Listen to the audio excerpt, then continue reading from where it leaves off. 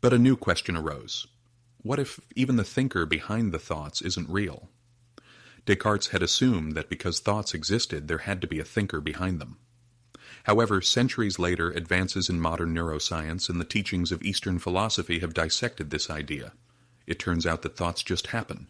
They arise on their own. Emotions flare up and subside. Memories morph and fade away. The question arises, who is the creator of these thoughts and emotions? Most people glide through life under the assumption that they are a singular, stable self. They believe they possess a unique personality that resides inside the mind, controlling thoughts and making decisions.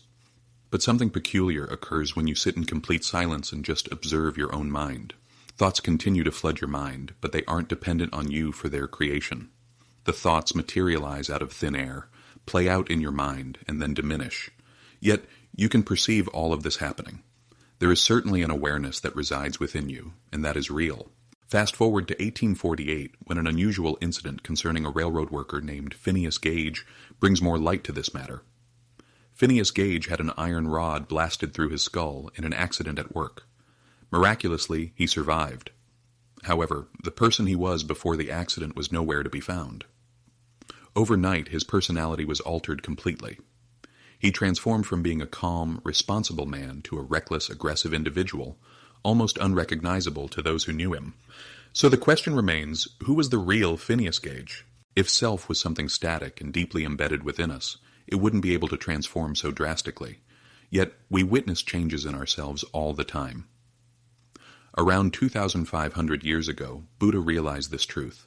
He taught that the self is not constant, but rather it is ever-changing like the flow of a river. Modern science and neuroscientists back this up today. They have examined the brain in search of a central self, a place where our true identity resides. The results came back with nothing. Instead, the human brain seems to be a network of diverse voices, memories, and reactions working together and changing all the time. If thoughts come and go, if emotions rise and fall, if our personalities are in a constant state of flux, then who are we? The answer is simple yet profound. We are not the voice in our head. We are the awareness that observes it all taking place. If you sit in silence for a moment, you will observe a continuous stream of thoughts. Random ideas, memories from years past, and worries about the future seem to constantly ebb and flow in your mind. Some thoughts seem to make sense while others seem disconnected and random. The curious part is, who is creating these thoughts? Becoming aware that thoughts manifest on their own without your conscious effort might make you wonder.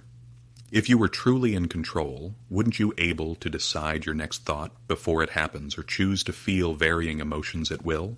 In a groundbreaking experiment, researchers discovered that our brains make decisions before we consciously acknowledge them. This throws into question the idea of free will and the existence of a central self. Who, then, are we? We are the awareness itself, the observer of thoughts, emotions, and experiences. This understanding can help break down the illusion of self and give a glimpse of true self-realization. People often wrangle, have heated disputes, or even engage in warfare because of their beliefs and views. It's not about being right, but it's about safeguarding their self-perceived identity. The fear of having one's beliefs and perceptions challenged results in defensiveness. Emotions run high when it feels like there's a personal attack on you, even though it's merely a challenge to your beliefs. Yet when you distance yourself from the situation, you realize an important point.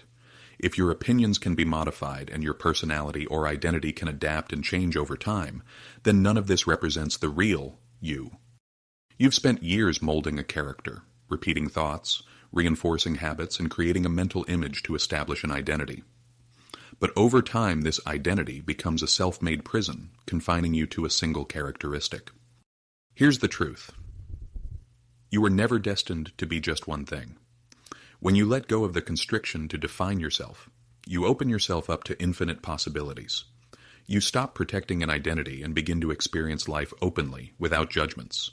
You feel free to embrace contrasting emotions or characters. You could be brimming with confidence or be quietly reflective, full of fear today yet uncertain tomorrow. It is possible, as you are not fixed or rigid. You are beyond being a character in a movie. You are the screen it's displayed on. The moment you grasp this concept, you break free from manipulation by a false belief. From the moment you were born, you've unwittingly soaked up ideas, patterns, and beliefs, things you were taught to fear before you had even experienced fear. Labels were attached to you before you ever had a say. Even your goals were defined based on societal norms. Most of your reactions and thoughts are echoes of what you absorbed, without actively choosing them. Now here's the twist. The mind doesn't want its deceit to be unmasked.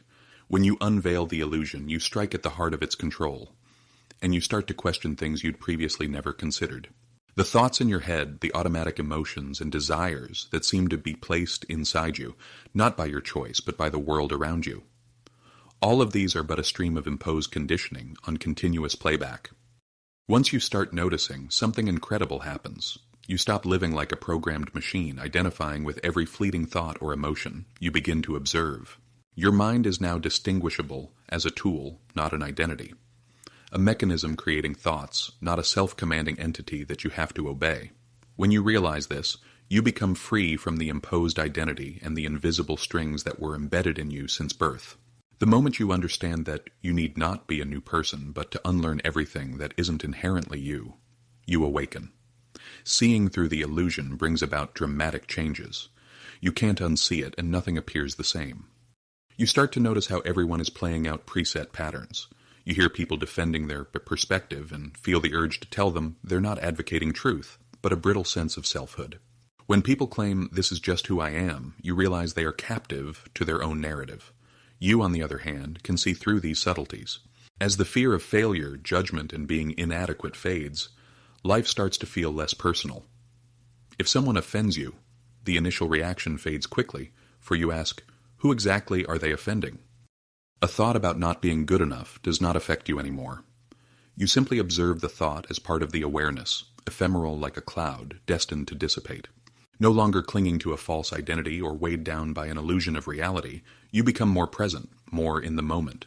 You're there to experience life as it happens, without trying to prove anything to anyone, even to yourself.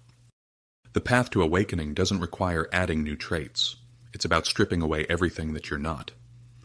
Once done, you can see what has always existed, a pure awareness that's free from any illusion. Are you ready to question who you really are? Leave a comment below. If this resonated with you, subscribe and enable notifications.